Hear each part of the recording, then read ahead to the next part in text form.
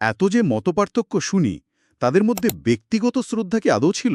ওহ, অবশ্যই ছিল, আর সেটা বেশ গভীর। গান্ধীজি তো বসুকে বলেছিলেন প্রিন্স অ্যামং দ্য পেট্রিয়টস, মানে দেশপ্রেমিকদের রাজপুত্র। তাই নাকি? আর বসু? আর বসু গান্ধীকে প্রথম জাতির জনক বলে সম্বোধন করেন, সেই 1944-এ রেঙ্গুন রেডিও থেকে। ভাবুন! এমনকি ওই যে ত্রিপুরী কংগ্রেসের গোলমাল হলো, উনি সভাপতির পদ ছাড়লেন, তখনও কিন্তু গান্ধীর প্রতি ব্যক্তিগত শ্রদ্ধার কথা ভোলেননি। আশ্চর্য! এত তীব্র মতভেদ, পথের এত অমিল, তারপরেও এই সম্মান।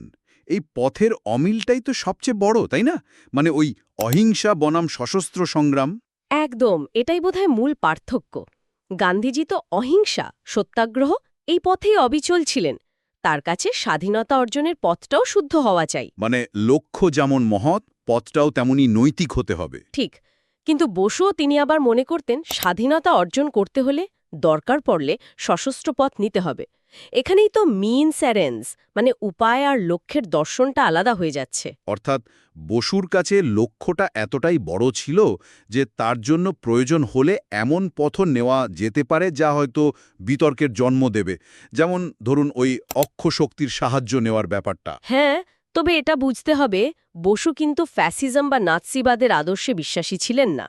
ওটা ছিল তার কাছে একটা স্ট্র্যাটেজি।